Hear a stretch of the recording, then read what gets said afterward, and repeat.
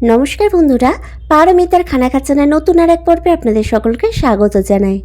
আজ আমি আপনাদের জন্য আবারও একটা ডেজার্ট রেসিপি নিয়ে চলে এসেছি, তাও একটা সাবু ডেজার্ট।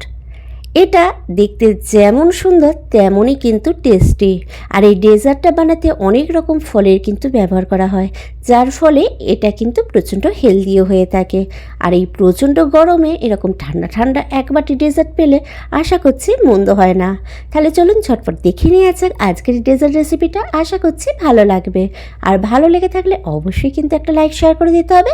আর আমার চ্যানেলে এরকম আরও ভালো ভালো রেসিপি পেতে হলে কিংবা আমার চ্যানেলে নতুন বন্ধু হয়ে থাকলে অবশ্যই চ্যানেলটা সাবস্ক্রাইব করে পাশে থাকা বেল আইকনটা প্রেস করে রাখতে হবে। তাতে আমি যখনই কোনো রেসিপি আপলোড করব সবার আগে নোটিফিকেশন আপনার কাছে পৌঁছে যাবে। তো আমি প্রথমেই একটা কড়াইয়ের মধ্যে নিয়ে নিয়েছি 750 ml মতো দুধ। এবার দুধটা আমি হালকা গরম হওয়া পর্যন্ত অপেক্ষা করব। দুধটা বেশ কিছুক্ষণ পর যখন হালকা গরম হয়ে গেছে, আমি একটা বাটির মধ্যে সামান্য পরিমাণ দুধ তুলে নিচ্ছি। নিয়ে এই দুধের মধ্যে আমি অ্যাড করে দেবো কয়েক দানা কেশর। এবার এই কেশরটা দিয়ে ভালোভাবে দুধের সাথে মিশিয়ে নিয়ে আমি সাইডে রেখে দেবো, কেননা এই দুধটা আমি পরে ব্যবহার করব। এবার এই দুধের মধ্যে আমি অ্যাড করে দেবো হাফ কাপের মতো মিল্ক পাউডার বা গুঁড়ো দুধ। দুধটা কিন্তু হালকা গরম থাকতে থাকতেই আমি এই মিল্ক পাউডারটা অ্যাড করে দিচ্ছি, দিয়ে ভালোভাবে নাড়াচাড়া করে মিশিয়ে নেব। কেননা দুধ অনেক সময় বেশি গরম হয়ে গেলে মিল্ক পাউডারটা ভালোভাবে মিশতে চায় না। তো আমি আগেই মিল্ক পাউডারটা দিয়ে ভালোভাবে মিশিয়ে নিয়ে আমি দুধটায় একটা ফুট আসা পর্যন্ত অপেক্ষা করব। তো কন্টিনিউয়াস আমি দুধটা কিন্তু নাড়াচাড়া করে যাচ্ছি, যাতে দুধের ওপর কোনো রকম সর না পড়ে। তো এইভাবে মিডিয়াম ফ্লেমে আমি দুধটা বেশ কিছুক্ষণ ফুটিয়ে নেওয়ার পর দেখুন দুধে যখন ফুট এসে গেছে, তখন এর মধ্যে আমি অ্যাড করে দেবো চিনি। আমি এখানে স্বাদ মতো চিনি দিচ্ছি, প্রায় এখানে 1/3 কাপের মতো আমি চিনি দিয়েছি। আপনারা নিজেরা মিষ্টিটা কতটা পছন্দ করছেন সেই হিসাবেও কিন্তু চিনিটা কম বেশি করতে পারেন। আর চাইলে চিনির বদলে কিন্তু এখানে কনডেন্সড মিল্কেরও ব্যবহার করতে পারেন, কিন্তু আমি এখানে ঘরে থাকা কিছু উপকরণ দিয়ে যেহেতু ডেজার্টটা বানাচ্ছি, তো আমি এখানে চিনিটাই ব্যবহার করলাম। চিনিটা দিয়ে কিন্তু দুধটা কন্টিনিউয়াস নাড়াচাড়া করে ফুটিয়ে নেব, যতক্ষণ পর্যন্ত না দুধটা বেশ একটু গাঢ় গাঢ় হয়ে আসছে। দুধটা প্রায় আমি 7-8 মিনিটের মতো ফুটিয়ে নিয়েছি। দেখুন দুধটা কিন্তু অনেকটাই গাঢ় হয়ে গেছে। এবার আমি আগে থেকে কেশর ভিজিয়ে রাখা দুধটা দিয়ে দিলাম।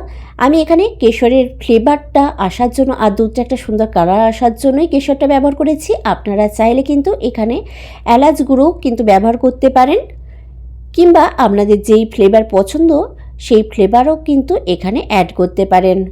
তো কেশরটা দিয়ে আমি বেশ ভালোভাবে নাড়াচাড়া করে আরও 1 মিনিট ফুটিয়ে নিলাম। নিয়ে গ্যাসের ফ্লেমটা বন্ধ করে দিয়ে আমি দুধটা একটা বোলের মধ্যে তুলে রেখে দেবো ঠান্ডা হওয়ার জন্য। দুধটা যতক্ষণ ঠান্ডা হয় ততক্ষণ আমি আবারও একটা কড়াই গরম করতে বসিয়ে দিয়ে তার মধ্যে দিয়ে দিলাম 1/2 লিটারের মতো জল। এবার এই জলটায় আমি একটা ফুট আসা পর্যন্ত অপেক্ষা করব। তো দেখুন জলটা বেশ ভালোভাবে গরম হয়ে একটা ফুট আসা শুরু করেছে। সেই সময় আমি এর মধ্যে দিয়ে দিচ্ছি 1/3 কাপের মতো সাবুদানা। এবার এই সাবুদানাটা বেশ ভালোভাবে আমি ফুটিয়ে সেদ্ধ করে নেব, কিংবা যতক্ষণ পর্যন্ত না কালারটা চেঞ্জ হয়ে যাচ্ছে ততক্ষণ পর্যন্তই কিন্তু এটা ফোটাতে থাকবো। তো যতক্ষণ এই সাবুটা সেদ্ধ হয় ততক্ষণ আমি অন্য একটা প্রিপারেশন করে নিই। তার জন্য এখানে আমি নিয়ে নিয়েছি একটা বাটি বা বোল, আর তার মধ্যে নিয়ে নিচ্ছি 1 টিস্পুনের মতো চিয়া সিড। এই ডেজার্টটাকে কিন্তু পুরোপুরিভাবে হেলদি বানানোর জন্য এখানে আমি চিয়া সিডটা ব্যবহার করছি। এটা অপশনাল, আপনারা চাইলে দিতেও পারেন বা নাও পারেন। এবার এর মধ্যে সামান্য পরিমাণ জল অ্যাড করে ভালোভাবে মিশিয়ে নিয়ে এটা আমি সাইডে রেখে দেবো।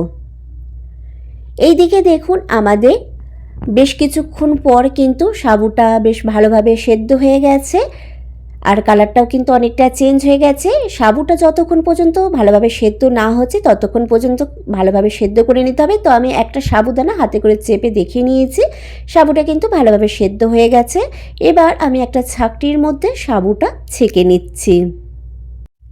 এবার এই সাবুর মধ্যে আমি একটু ঠান্ডা জল দিয়ে ভালোভাবে সাবুটা ধুয়ে নিচ্ছি, যাতে সাবুর ওপর যে একটা চটচটে ভাব থাকে সেটা যেন না থাকে। এবার আমি যেই দুধটা ফুটিয়ে রেখেছিলাম সেটা একটা বোলের মধ্যে তুলে রেখেছি, আর দুধটা কিন্তু পুরোপুরিভাবে ঠান্ডা হয়ে গেছে। তখন আমি এই দুধের মধ্যে অ্যাড করে দিচ্ছি আগে থেকে সেদ্ধ করে রাখা সাবুটা। দেখতেই পাচ্ছেন সাবুটা কিন্তু কত সুন্দর দেখতে লাগছে, একদম মুক্তোর দানার মতো। আর এর মধ্যে অ্যাড করে দিচ্ছি চিয়া সিড, যে চিয়া সিডটা আমি জল দিয়ে ভিজিয়ে রেখেছিলাম, দেখতেই পাচ্ছেন কতটা ফুলে গেছে। এবার এই চিয়া সিডটা আমি দুধের মধ্যে দিয়ে দিচ্ছি। এই চিয়া সিডটা অ্যাড করলে কিন্তু যেরকম এই ডেজার্টটা দেখতেও সুন্দর লাগে, সেরকম কিন্তু এটা হেলদিও বেড়ে যায়। চিয়া সিডের উপকারিতা আশা করছি বলার অপেক্ষা রাখে না, সবারই কিন্তু জানা আছে। এবার সাবু আর চিয়া সিডটা ভালোভাবে একটা চামচের সাহায্যে নাড়াচাড়া করে দুধের সাথে মিশিয়ে নিলাম। নিয়ে এর মধ্যে আমি অ্যাড করে দিচ্ছি কুচিয়ে রাখা ড্রাই ফ্রুটস। আমি এখানে কাজু, বাদাম আর পেস্তা ছোটো ছোটো টুকরো করে কুচিয়ে রেখেছিলাম, সেটাই এখানে দিয়ে দিলাম। আপনারা নিজেদের পছন্দ মতো যে কোনো ড্রাই ফ্রুটস কিন্তু এখানে দিতে পারেন। আর এর মধ্যে আমি দিয়ে দিচ্ছি ছোটো ছোটো টুকরো করে কেটে রাখা আপেল। এখানে ফলটা কিন্তু নিজেদের পছন্দ মতো দিতে পারেন, আর পরিমাণটাও কিন্তু নিজেদের পছন্দ মতো দিতে পারেন। আর দিয়ে দিচ্ছি ছোটো ছোটো টুকরো করে কেটে রাখা কিউই। আর যেহেতু এখন আমের সিজন চলছে, তাই এখানেও দিয়ে দিলাম কিছুটা পরিমাণ আম। আমার বাড়িতে যেই ফলগুলো ছিল আমি সেই ফল দিয়েই কিন্তু এই ডেজার্টটা বানাচ্ছি। আপনারা কাছে যেই ফল অ্যাভেলেবেল পাবেন সেই ফলই কিন্তু এখানে অ্যাড করতে পারেন। আর দিয়ে দিলাম কিছুটা পরিমাণে কলা, আর কিছুটা পরিমাণে দিয়ে দিচ্ছি আনার দানা বা বেদানার দানা। এবার আমি সবকটা ফলকে খুব ভালোভাবে নাড়াচাড়া করে দুধের সাথে মিশিয়ে নেব।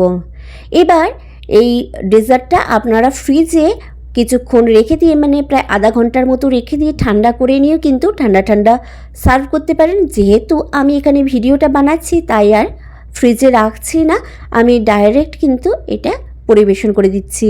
ফ্রিজে রাখার ফলে দেখবেন দুধটা কিন্তু অনেকটাই গাঢ় হয়ে এসেছে।